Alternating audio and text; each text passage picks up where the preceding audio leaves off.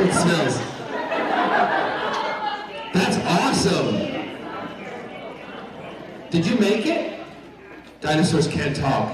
I'll do the noise. Did you make it? You did? You did? Holy crap, you got too much time in your hands. Ready? Eat. I was gonna say eat me up, but don't do that. Tear me to shreds. Ready, go. Go.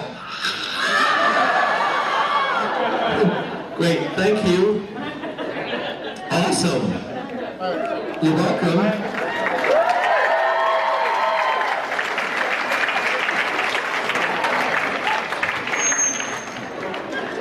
She gets the best jobs. Walk around dinosaurs. Talking about myself. Hello. How are you? You're our signer for today? Apparently. Just you wait.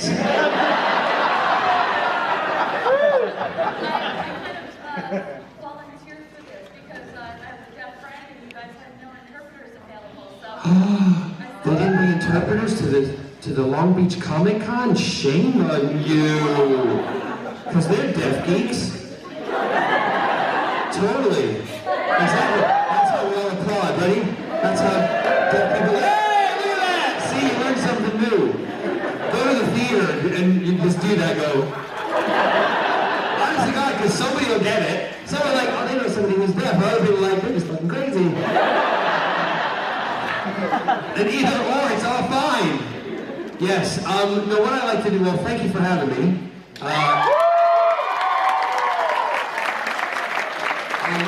I decided, I live an hour and a half down the road, so I figured this is a good con, if any, to do, and I'd always heard about it.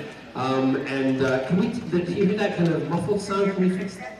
Oh, yeah, turn me off. Like a light switch. Somebody got that reference? I thought, that's good, nice, bing, bing. You hear people doing that in concerts, they go 1, 2, 1, bing, bing, 1, 2. Doesn't mean shit, trust me. They're just trying to impress themselves. So when they asked me, I said, look, I'm going to be in London, and I flew to London on Wednesday night. I arrived there Thursday. I filmed a TV show for the BBC on Friday. I flew back yesterday, arrived yesterday evening, and I'm here today. So I said, I have one day free, I'll do it on the Sunday.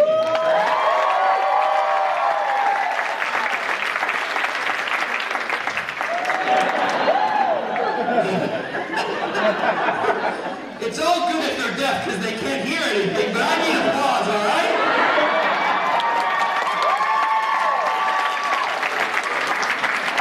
Oh my goodness, it's a Sunday, isn't it? Is it? Yes. So, it's politically incorrect in here. I don't hold back. I speak my mind. I do what I want. If you have kids, good luck on the journey home. What did you mean by that, Daddy? Don't know. Shut up. Ask your mother. Do we do questions and stuff in here too? Do we? Yeah? Oh, good. Because what I like to do is I like to, feed off of your questions. I like to feed off of you. And then you can feed off of me because there's plenty to go around. I have no idea what you're talking about, but I love you already.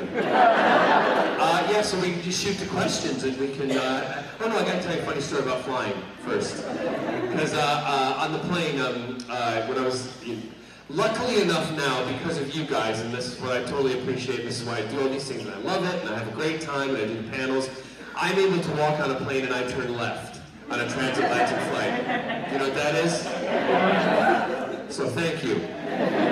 Also, what a company's paying for. When I'm paying for it, I'm sitting with the rest of y'all, right? And there was an instance where Scott and I were sitting in the back of the plane, and I always like to get on the window so I can lean up and fall asleep. And as you understand, on some airplanes, if I were to sit and, I don't wear disguises or sunglasses because that draws more attention to you.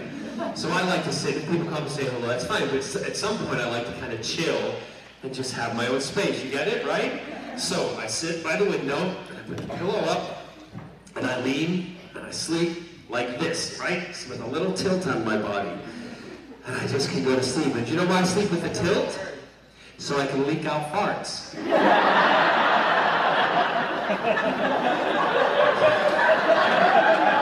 if you're sitting straight up and you got a fart, it's going to go, right? Because it'll pound off the seat. Particularly now since most of them are leather seats, they're not cloth anymore, because cloth just used to go and absorb it, right? The kids love this story. But now, the farts can just, if I lean, the farts can, one of two things, they can go, or they can go, so it's all good, right? So halfway into the flight, I'm sleeping, farting, doing lots of farts. There's two people next to me. Scott is behind me because we couldn't get the seat together, and he's doing what he normally does, ignores me on a plane and reads a book. And so the other people, because it's a row of 3 seats, and 2 people there sitting next to me in the middle of the aisle, and I'm sleeping, and then about 3 or 4 hours later, I wake up, and I turn and I look, and the 2 people are standing in the aisle.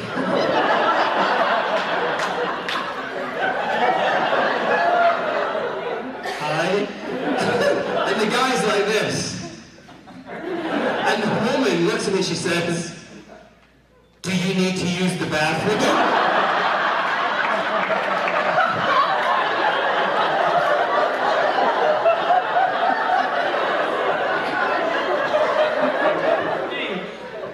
No. Why? And she went, "It smells like you do."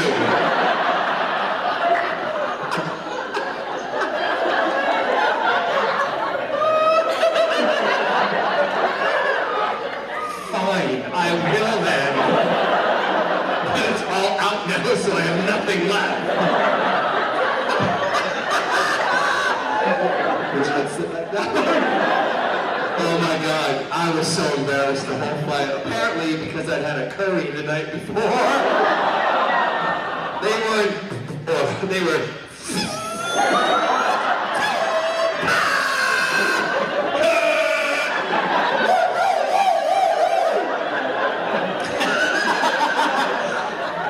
fireballs. When I sat down and I looked at the woman, I'm like, your hair was so beautiful and straight, but now it's curly. There's no humidity on airplanes. Oh my God. I love that story. Thank God I wasn't really famous at that time. Otherwise, should I jump out and farted the whole way out the plane? And they stunk. Oh my goodness. Anyway, we're gonna. I'll go to. Now you know the kind of tone of the afternoon, right? Yeah. Did you like that story, guys? Remember, when you're on a plane, sit tilted, fart, leak out. You used to call it freak out, but we call it leak out now. More importantly, eat a curry. You'll make everyone's eyes water. Anyway. Let's go to some questions. Oh, I just get to pick. Dalek, yes. Hi. How are you? You're deaf Dalek. You're kind of mourning Dalek. Oh. Nice. I love when you guys freak out like this. I love it. So, my question for you is this. Given all your work with LGBT teens, It's all right. Don't worry. if you could give a struggling teen one sentence of hope, what would that be? Oh my God! So sorry.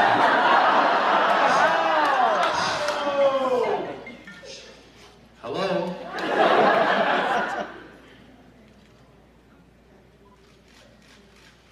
What?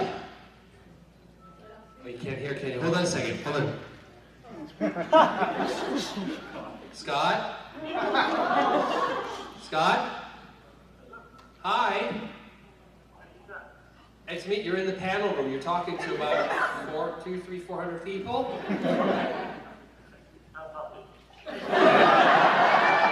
So, I just told them the story about me sitting on the plane and farting.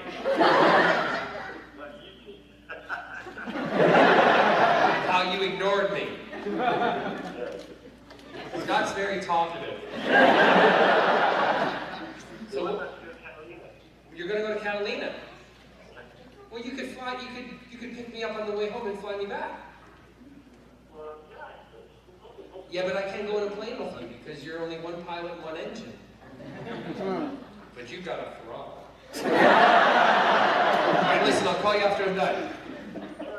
Say hi to everybody.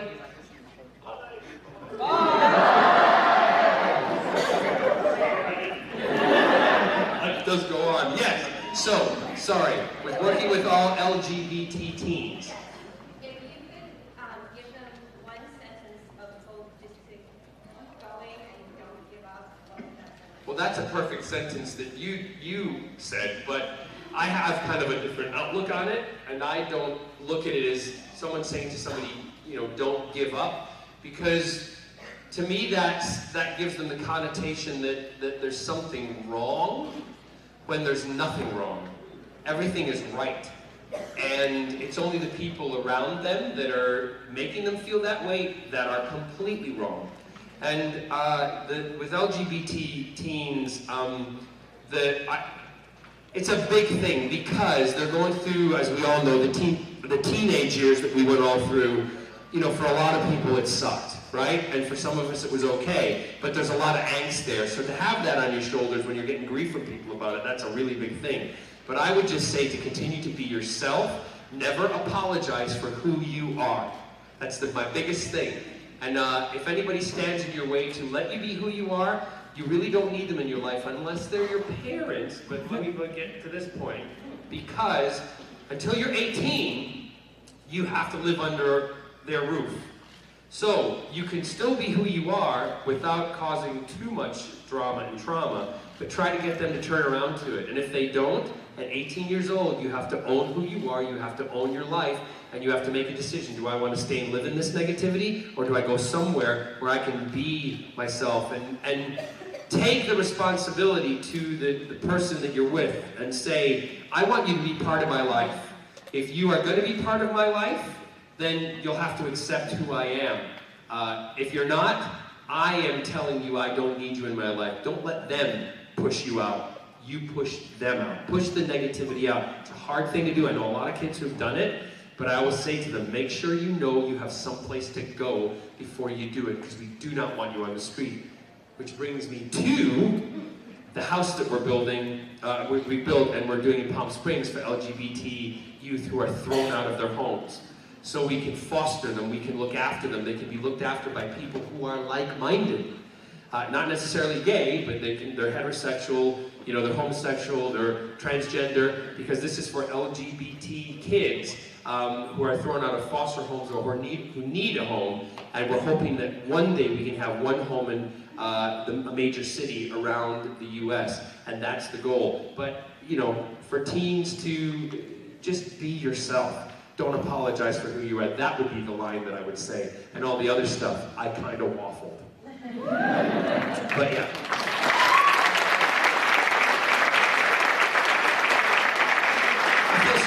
I feel strongly about that kind of stuff, and I see too many, every life is important. And any teen or any young person, there's kids as young as 5 and 6 now who know who they are or are going through gender identity with who they are and a gender identity crisis. And we don't try to make them something else, we just let them be. They'll figure it out. Do you know what I mean? As we all do. Some of us, it took till we were in our 30s and 40s, but thank God kids now are a little bit more, they're not afraid to live in these boxes, and that's wonderful. It's just absolutely brilliant. Yes, next question. Yes? What would you do if you were actually at a restaurant and you heard someone behind you gossiping about you and you didn't realize it? Oh, I've heard it before. Did you all hear that question? What would I do if I were in a restaurant and I heard somebody gossiping about me behind my back, not knowing I was there? And I said, I have had that happen. I've actually heard someone say, I'm gonna be pointing at, John Barrowman was a complete asshole. Because he's rude to people. And they went off on this tangent, and I was like, okay, and Scott was listening, he's like, don't. I'm like, I have to. I gotta defend myself because the fact is they're gonna, like, you know, the Head and Shoulders shampoo, or what was it? What was the one in the old days? VO5. They'll tell two friends, and they'll tell two friends, and so on and so on and so on, and it'll blow up. I thought, no, I'm not. If I hear someone say something bad about me, I'm gonna defend myself. So I stood up and I walked over to the table and I went, "Hi," and the person went, "Hi," and I said, "Who told you I was an asshole?" And they said, "Oh, some guy who was working the Walk of Fame went in a con because you la la la la." And they went off and I went, "Okay." I said, "Well, let me just defend myself a little bit." I said, I'll say something to somebody if they've been rude, or if I see them being rude to somebody else." So I said, if you go back and you look at kind of the history of my being around in the business, there's not many things of me being nasty or mean to people. It's probably, you know, you can't even count it on one hand. I said, so there must have been a justified reason as to why I told this person off. And they went, I never thought of it that way. And I went, well, think of it that way before you start trying to ruin somebody's reputation, would you please? And I sat back down and had my dinner. And they said wonderful things about me after that. Yes, right in the back. Hi.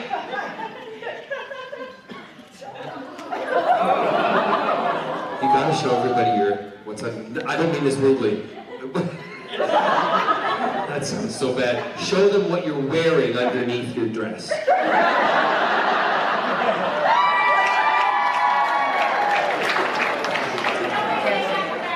I know, I gotta say that correctly. I'm gonna come out really wrong. Like I work for Subway. Anyway.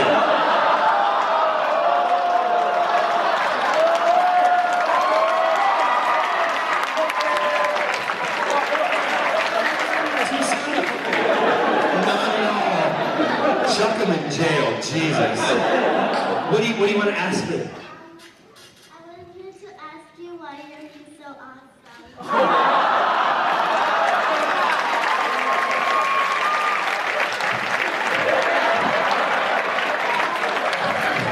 Why am I so awesome? It's just like you when I'm talking, I like to move. Like, see when I'm in the grocery store line and I'm buying something, I'm like, Scott's going, can you just pay for the corn? I'm like, it's corn though. It's the corn dance. Shave the corn. I don't know why I'm so awesome. I just kind of like to be myself. And then if you be yourself, like you're being right now, don't ever lose it. See, when you go to school, I want you to dance like that all the time. The teacher will say, stand still, you go, no, because I'm awesome.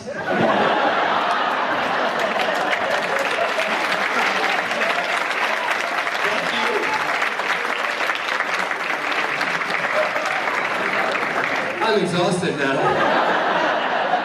I'm so jet lagged, it's not even funny. Yeah, I'm trying to mix it up here. Yes.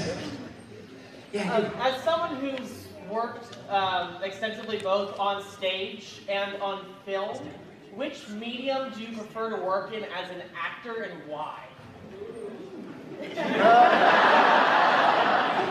I never usually choose favorites because once I do that, the fandom will never let me change my mind.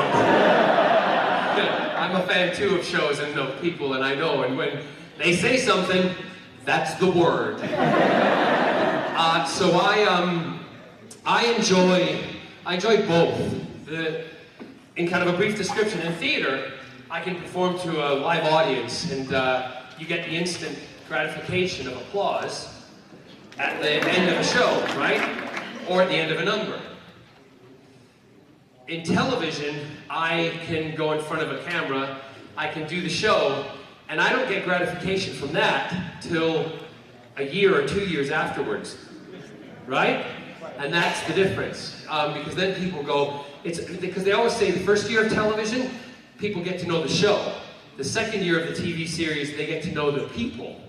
And that's when everything changes. That's when your life changes. Unless you play something like Captain Jack Harkness, where the first episode they go, we love this guy.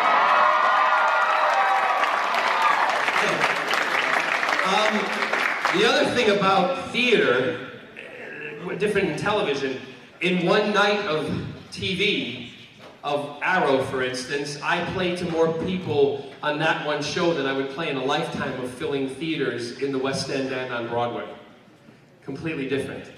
But there's nothing beats live, performing live.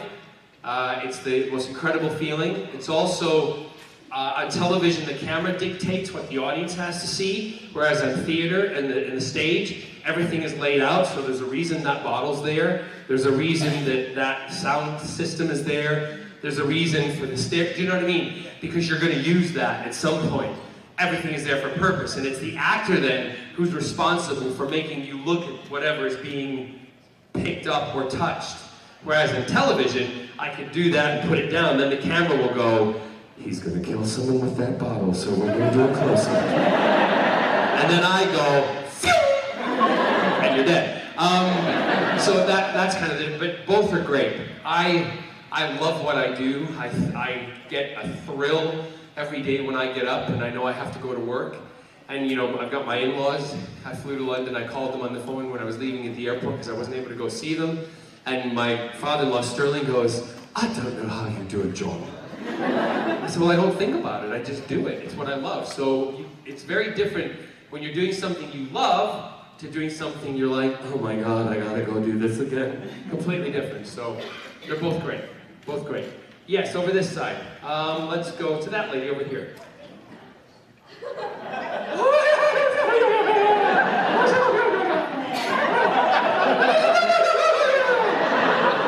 Go ahead. No, don't be sad. Okay, if you could play any fictional character, any show, any movie, book, whatever, what would you play? Well, I've already played the ones that I really would, because they were created for me. I love, you know, but any other fictional character that are existing? Or make up one. No, I don't want to make up any, because then I have copyright of them, and they're my characters. But if I, you know, as a kid, I wanted to be Captain America. I wanted to be Iron Man. That's now why if you were to come to my house, we have a superhero room. I'm not kidding you. And on some nights, because we've got a closet, would you believe this? It's got, we've got the doctor's outfit in it, and we've got Jack's outfit in it.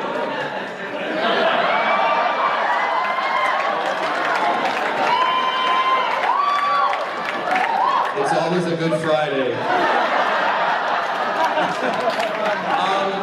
I mean, actually, if you go back in some of my feeds online, Scott and he took a Wolverine mask, and I think it was a Captain America mask, and we took it on a plane with us. We sat on the plane with the masks on. And the flight attendant eventually, you know, fortunately we were up front, she came up, she said, Mr. Barrowman, Mr. Gill, you're kind of frightening the other passengers in first class. And I went, fine, let them be frightened. I am Captain America.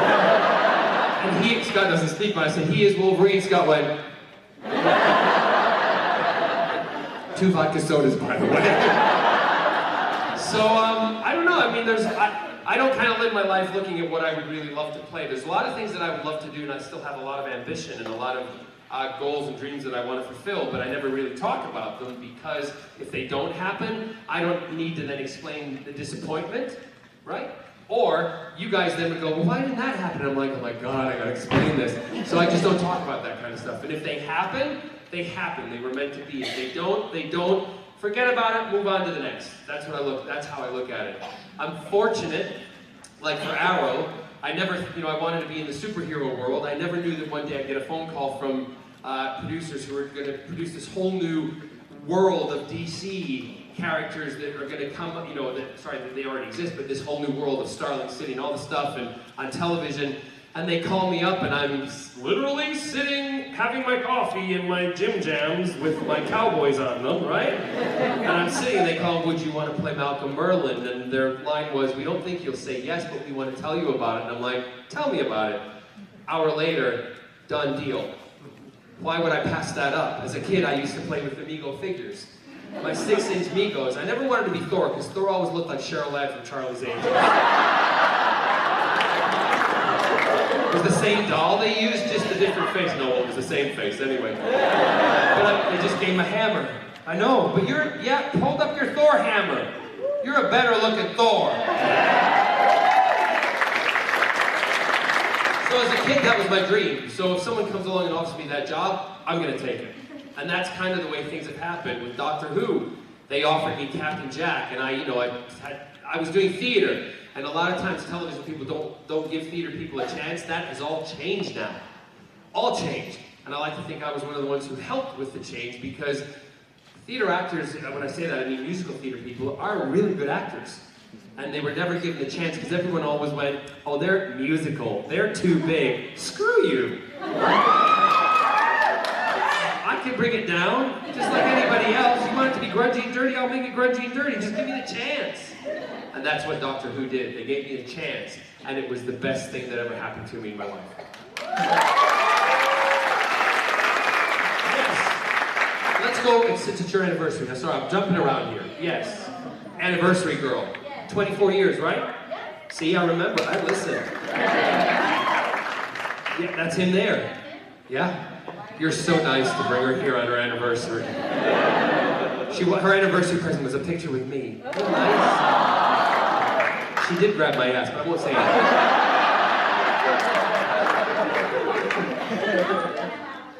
Grab his, then.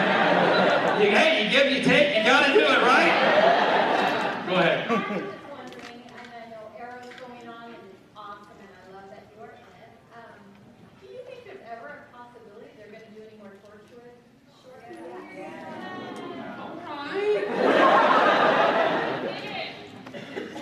What? Yeah, we are doing some Torchwood stuff at the moment. Big Finish, which is a company, we do audio plays, and that's available. The first one has come out, and I've recorded 2 of them. And they're character-based driven shows, so the ones that I've done are all about Captain Jack. And they're very good because they're written by people who worked on Who and worked on Torchwood, okay? So they know the kind of, what's the word I'm looking for? Continuity? No, not the history, the kind of, something about the world. The feel, that's good. Thank you very much. I was looking for something a little more intellectual, but they like the feel. So we, about doing another series, the BBC never cancel anything, they just shelf it, because that's what you do when you're a public company, because then the public don't think, oh, they've thrown it away, they're not gonna do it, but you know, if they're gonna do it, it would be great. I think I'm getting probably to the age where I might be a little too old to play Captain Jack. No. But what? Yeah. Oh, great. Thanks. Chop my head off and put me in a jar. If they ever asked, I would love to. I would go at the drop of a hat. I would go back to play Jack in a second, because he's a character that changed my life. I know him really well. My sister and I have also written a Torchwood novel, which the BBC and everybody all on the team approved of. It's called Exodus Code. It's available. It's a Jack-driven story, and it's really good. And I think that would be the perfect series to do in a mini-series. It would be great. Let's do this lady in the back of the teal. The teal. Yes, you, teal. You're obviously not a gay man. You don't know what teal is.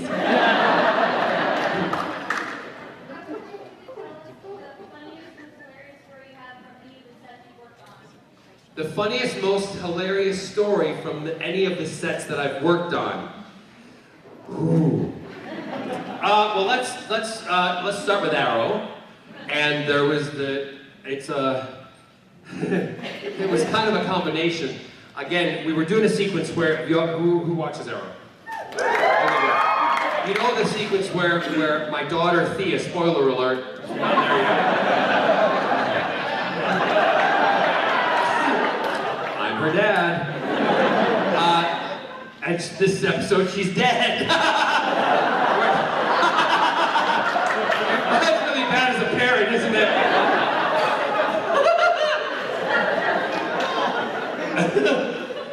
we're taking her to Raish, or Ra's al Ghul at the time, and Oliver's carrying her body. I've taken all of the Team Arrow to Nanda Parbat, and we're walking up to deliver her body so that we can put her in the Lazarus pit and resurrect her. Spoiler alert! So we're filming this scene. It's like 3 o'clock in the morning, and we're having a great time. I'm like this on set. I'm just stupid. Emily and I are always laughing. Always laughing. So we're walking. Stephen Amell plays Oliver's up front. He's walking with me in his arms, and I'm behind. David Ramsey to this side, and we've got Emily up in front, and there's a couple other people. We're walking, and we're filming this sequence, and the camera's this way, and so we're in the back, and David and I, when you're this far away, Oliver's about where you are, right there, okay, 3rd row. So we're walking, action! We get to position. Now Oliver's got a lot to say up there, and he's talking. And I'm standing like this, giving it all, Malcolm Merlin, Dark Archer, everything. And I go, David. He goes, what? David, I got a fart. I said, what, man? I said, I got a fart, David. He says, well, you got on a Dark Archer costume, no one's going to see it. I said, David, I got a fart, I'm not shit myself. He said, okay, just do it. I said, okay, let's do it. You ready? I says, you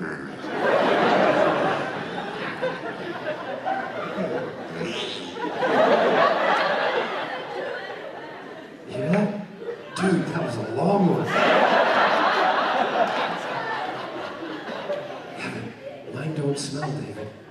What? No, mine don't smell. Are you kidding me? I said, no, they don't smell. Here, take a big whiff. I can't smell nothing. See, they don't smell. And cut! Stephen Amell turns around and he goes, fart in my mouth and prove it.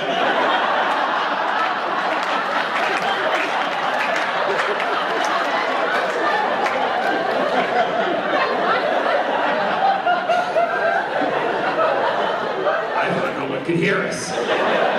Oops. So that's a joke now. We will be in the middle of doing a scene, and all of a sudden we'll be like, Oliver, I think you should come back to Starling City and da-da-da-da. Fire in my mouth and through. Walk away! So that's kind of a funny little one. The other one was on Torchwood. We were filming the sequence where Captain Jack was in a cement block, and Yanto pushed the cement block off of the cliff to let Jack come out. Now, I'm the only person in Doctor Who, I think, who has done nude scenes. And in Torchwood, nude. I have no problem with my body. I think bodies are beautiful no matter what shape and size. Proud of it. If somebody wants to show it off, show it off. But this wasn't showing it off. This was work, right? So, normally you have to wear something to cover it up, but they didn't have any thought. We're big enough. So they're like, here's a patch, could you put it over? I'm like, really? I'm naked in front of you and you want me to put that little patch over that? Come on! So they said, will you be comfortable doing it naked? I'm like, yeah, no problem, come on, we'll do it. So I'm supposed to get up, camera's pointing over my shoulder, camera will see my rear end, and they who are walking towards me, Eve, Gareth, and Kai Owen, to come and save Jack, they will see everything. So, I warmed it up a little. Kids, because it was very cold outside. Really cold. Really, really, really cold.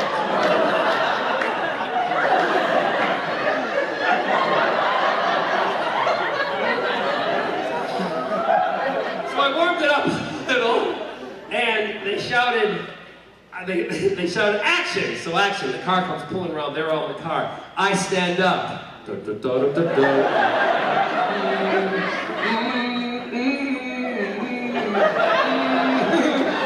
And then the car stops like a screech, and they get out of the car, and they come out, and Eve, this is Eve, Eve does this.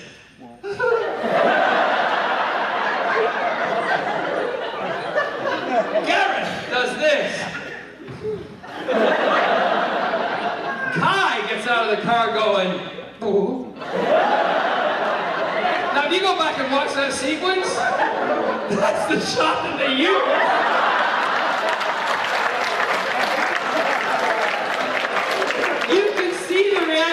their faces and know this, they're looking at John's Todger.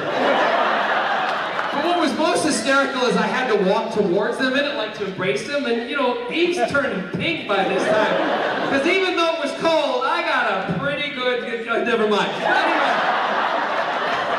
So I'm walking forward, and you know, it's like a telescope just looking out there, and he's like, I can't hug you, I can't hug you. I'm like, I'm not hugging. But what was really difficult is to protect my feet, because we're working in a quarry, I put maxi pads on my feet to think it would be okay. Those sons of bitches soak up lots of water. Literally, I'm walking and I'm like, oh my God, it's like I got weights on my feet. They became like this thick, and the wings were huge.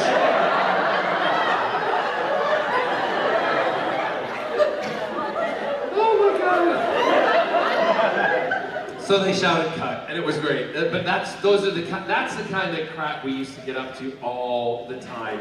I mean, and when I say politically incorrect, we were a family, and nobody judged anybody. We had a ball. I mean, Eve used to sit in the morning. She'd come in an hour early because she had her hair to do and you know all that kind of stuff. The boys would walk in and you know quickly shave Gareth, and they do airbrush makeup on our face, do our hair, boom. Captain Jack's hair took a little longer because it had all these straightened and ironed and all that kind of stuff. But I used to go up to Eve right first thing in the morning, and she'd be sitting in the makeup chair with her coffee like this and going with her rollers in, and her rollers were, I can't believe I'm going to tell you this, her rollers were quite big rollers. So I went up, didn't tell her, and I put it right through the roller. It looked like she was talking on a Bluetooth. What I love about Eve, she didn't flinch. She went like, not eating your breakfast, she went, hello, Jenny. Call me Jenny. And you know what I did? This is the even doubly wrong part of it. I took a picture of her going, looking at it like that, and I use it as my ringtone when she calls me. So I'm like the picture, it comes up, her going, look at my Taj right through her roller. Who's on the phone? Eve. Oh, I am so wrong. Oh my goodness. So those are the kind of things we used to get up to. Yes. Sorry, usually if I'm calling with I'm talking to celebrities, I'm sorry, here first. Don't apologize. Just spit it out. I can't figure out what to say. Calm down, and I have too much to say. Okay. Well, there's a lot of people who have a lot to say, so say it quickly. Okay, yes you can. The thing I don't like about doing that is, and I explain it in my book why, because I feel like I'm some kind of circus animal. She's still not listening. There you go. Yes, in the back there, the gray. So, That was good. You like went, me. Well,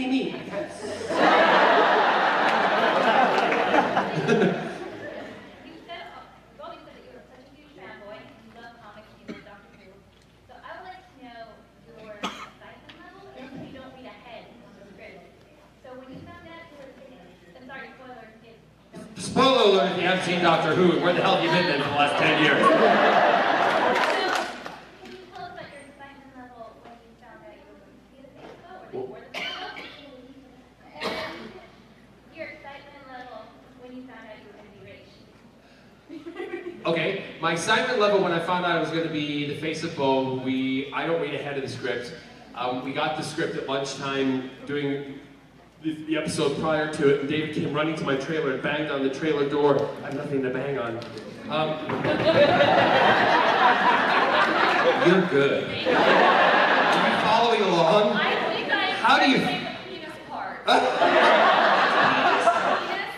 Penis. It's stuck in my ear. So you're going, penis.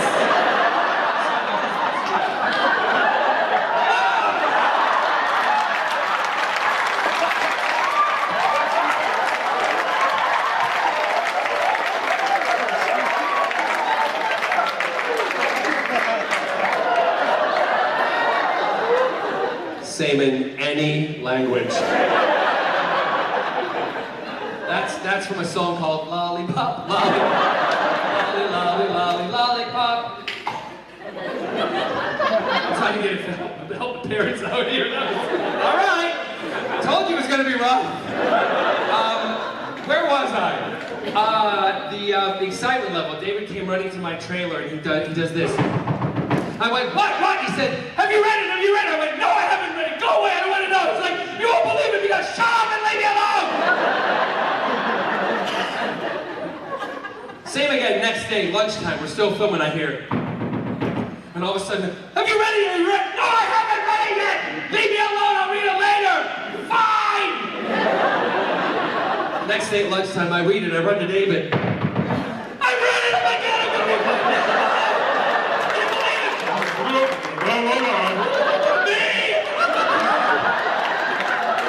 That was the excitement level. From both of us. And then, when the episode aired, I had everybody around for pizza, which we called Dirty Pizza Night. And, no, not because anything rude, but because pizza, you're not supposed to eat it, so it's dirty. We all ate pizza, so you're all dirty. And I love you. So Dirty Pizza Night, we're sitting, and just before we get to that scene, I walk up into my flat, and I open the window. We live in the same building, all of us. It's called Who Towers in Cardiff, and I bought a place there because I want to have a place in Who Towers. So I open up the window, and I open it up, and I open the window. David said, what are you doing? John, what are you doing? And I said, David, I want to hear the nation's jaw drop. And they did. Everyone went, you heard the whole nation go, whoa. So that was excitement. I was more excited when I found I was Raish. It was more of a like, yes! Because I knew I had the job longer.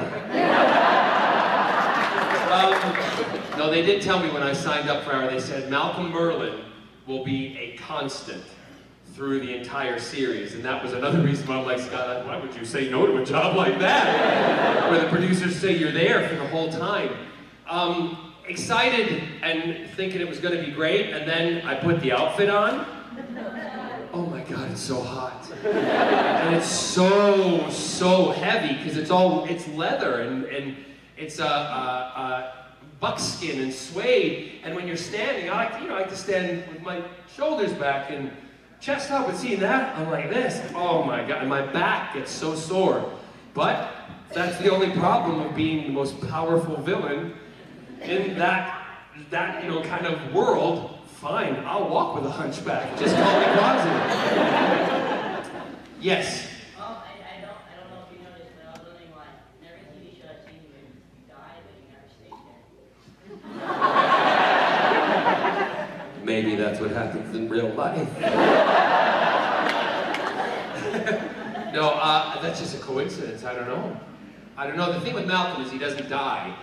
He kind of knows how to mimic death, and he says that in one of these, because everyone's like, yeah, Oliver Queen stabbed you through the heart, and you were dead. There's no way no one can survive from that. I'm like, well, I'm not no one. I'm Malcolm Merlin. And I can mimic death. And he says it in one of his speeches. In season 2, after he comes back, he talks about how I was able to mimic, slow my heart down and look like I was dead, but then when the camera turned around, he's gone. He's gone. That hurt my voice. Over here. Let's go to, yes, Oliver. So you're going to be working on Arrow Season 4. Are the rumors of Green Lantern true? Next question.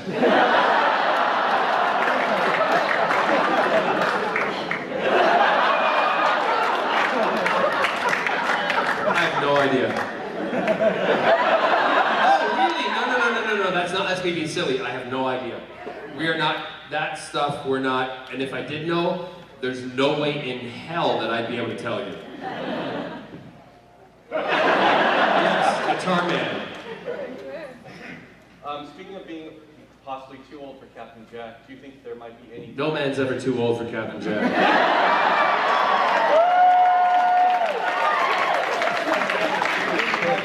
Say it again? Do you think you might be able to come back to Doctor Who anytime soon? And how do you think the chemistry would be between Jack in current topology?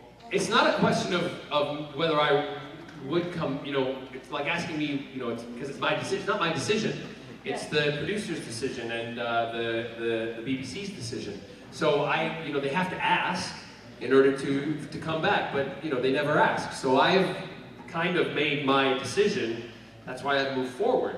Because if I sat around and waited, I would be bankrupt and on the street. Right? So no. So I moved, but I would love, like I said, I would love to. How would they react together? Well, Jack has a complete affection for the Doctor. I think he would look at him and say, "You need to moisturize."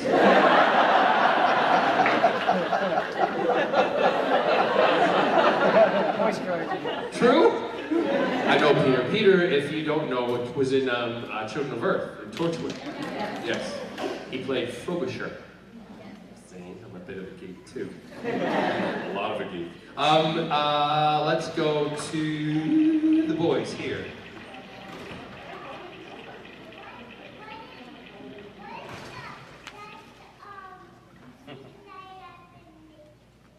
What's the best season I've ever made? In Arrow. The best episode.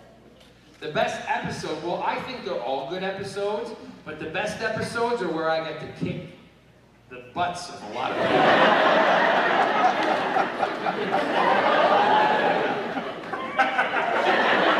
I love him. And does not much want to take him home. I'd be like, Scott, look what I bought at Con.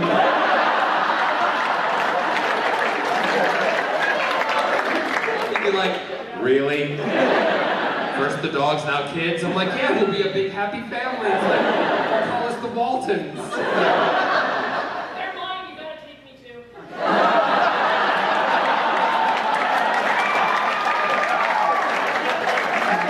Do you have a penis?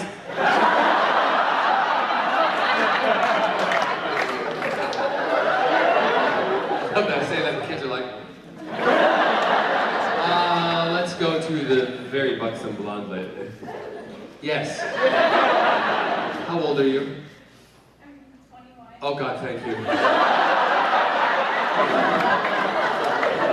can't tell nowadays. I remember one young lady, and she was talking to me, and I said something, well, if you compliment somebody, it's really nice, right?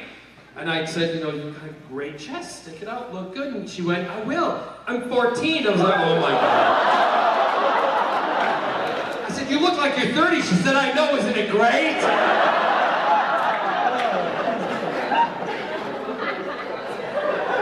And her mother went, it's fine. I dress her like Britney all the time. Yes. No. That's good. Thank you for asking, though. I have a rule about videos. I just don't do videos. Okay. Yep. And then two, if you were going to assemble a team to take over the world, who would be on it and how would you do it?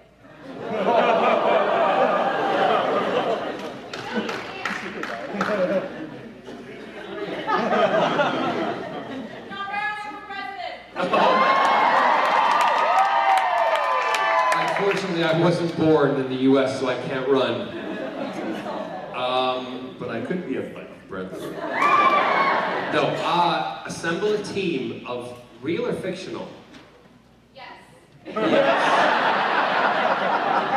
Okay. Here's what I do.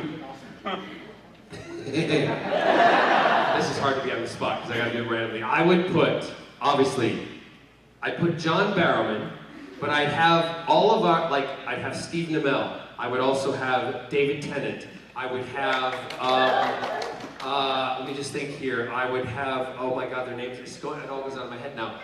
Put it this way, anybody who's a major superhero character who plays one, I'd have them as the real person, but then I would also, because I could time travel, I would go to an alternate universe and I'd get their superhero version that they play on television that actually existed as superheroes. Follow me? I would then bring the two universes together, okay? And because I have David and the Doctor there, they could equal the balance in time while this was all happening in the TARDIS, right? Which would be spinning above us, keeping complete calm with the time continuum. Not that I've thought about this.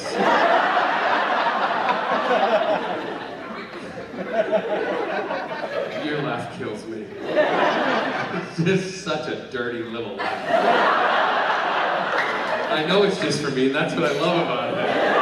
How such a big, dirty laugh can come out of such a little person like you is unbelievable. I love it. I've known it for a long time, don't worry. In a minute, I'll be telling him to piss off. Don't... Oh no, I will. So I'd have us all lined up, ready to go, and we'd have transport, okay? I would then have one of my friends, Will Wheaton, from Star Trek, like this. He would then have his alternate, who would be able to transport us up to wherever we wanted to go, to whatever country, to make good in the country and get rid of all of the jerks from around the world, right?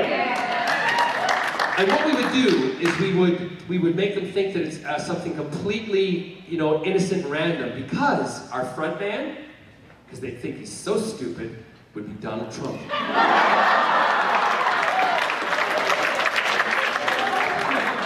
Hello, everybody. Everybody loves me. So he would be walking and going, everybody loves me. And then we'd be like, shoot through Donald to the rest of them.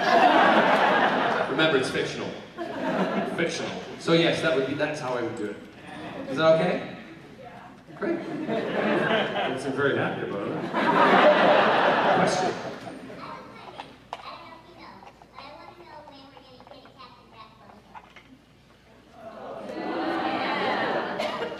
Captain Jack Funko. It's Funko, not Funko. It's Funko.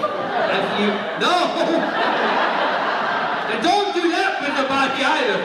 F-U-N-K-O. A Funko. Okay, I don't know.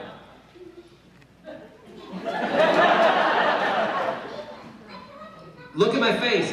I don't know.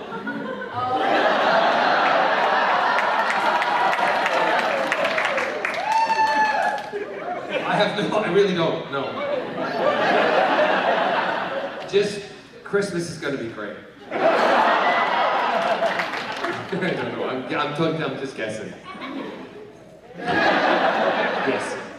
Okay, since we never want to skip 9, do you have any stories about Christopher Eccleston working with? I do, and Chris was a lovely guy to work with, and I love that Chris brought back brought that whole angst side to the Doctor, which was a dark side that we never ever had seen before, and he needs to be kind of given the credit for doing that. But Chris was not the type that would joke around on set very much. And Billy and I used to do a little bit more of the joking than anything. I loved when I was on set by myself. I could entertain myself. But yeah, and I think it was a bit more of a difficult time for Chris when he was going through it, because I don't think he realized how it was going to become such an iconic thing to play and do, that I think it might have frightened him a little bit. And I might be out of line saying that. That's the impression that I got, and that was my take on it. But he left after a year. And personally, if I was in, I don't know the circumstances, but being a huge fan from a kid, if I was offered the role of the Doctor, I would have known what I was getting into, done some research, and I'm sure he probably did, but I would have stuck with it. That's just me. Yeah. But he's a good guy. Nice, just not a lot of fun.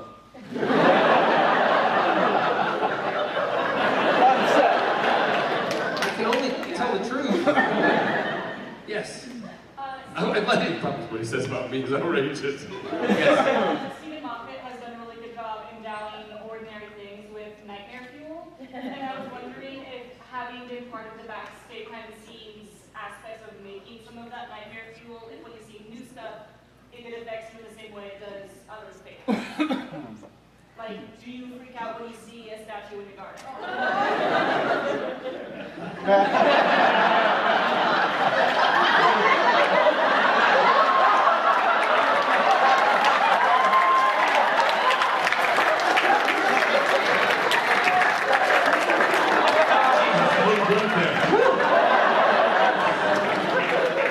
That was really good. That was timed out very brilliantly.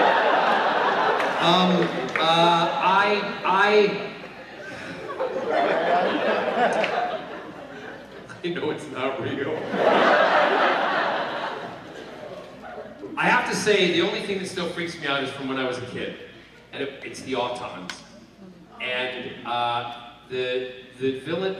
the monsters, villains that freak me out, autons. When I was a kid, I couldn't walk past a store window with a dummy in it. I had to be hidden into my mother's coat. I know, isn't it cute? Thank God she had good coats.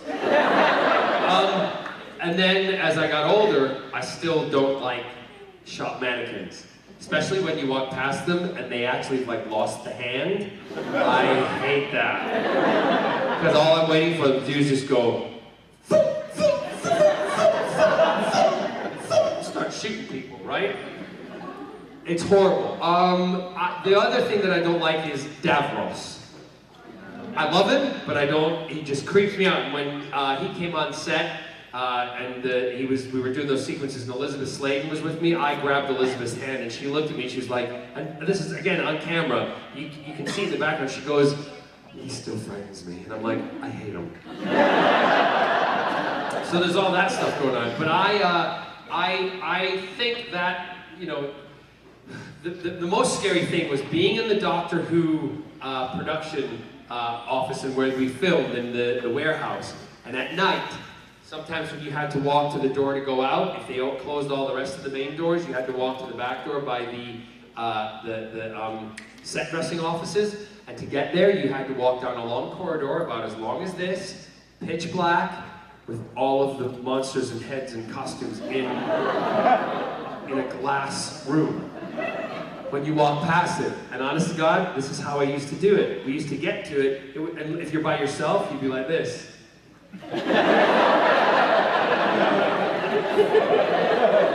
And you wouldn't look. You wouldn't look to that side because, like Doctor Who, you'd look and all of a sudden one would be going. Yes, we've got about 4 or so minutes left. Let's go to this purple girl there. Every person has an inspiration of why they're doing what they're doing. What was your inspiration to get into doing all the things you love? I wouldn't say there's an inspiration, a particular person, or someone that I would say I looked up to. Because I didn't have anybody who was like me on television, and I thought I wouldn't really ever be able to do it. That makes sense? Because at a young age, I knew who I was, but I was brought up in an area where you weren't allowed to, you know, be who you were in the 80s, and you just didn't. So I kind of had got this thing in myself to, my parents were great. My parents never said, they always said, if you want to do something, go for it. Don't let anybody tell you no. And if they do tell you no, and you think you still should be doing it, find a way to do it. And that's what I've always done. Inspiration for me, I'm a child of Star Wars. Star Trek, Battlestar Galactica, Buck Rogers in the 25th century. I go back with all of those, and you know, even like Land of the Lost, I used to watch it on Saturday morning. So all this fantasy and sci-fi that I grew up with, and people who know me can attest to you, I am a nerd. I have a garage full of collectibles, Funkos, everything. I shipped 250 Funkos from Australia when I was there. I could have bought them in Seattle, Washington, but no, they were in Australia. So and I have every action figure of my own. I am a product of somebody who is living their dream. And I have to thank you guys for it, because you've supported me and you watch the things that I'm in. That's why I feel I have to be honest with you, I have to be upfront with you, I have to give you things back, and I don't hold back. Because you've changed my life. From a little boy dreaming about being in these shows to a man being in these shows and doing what I have dreamt about, I can't ask for any more. So that's why I say every day I wake up, there's a little boy in me right now going, woo-hoo-hoo-hoo!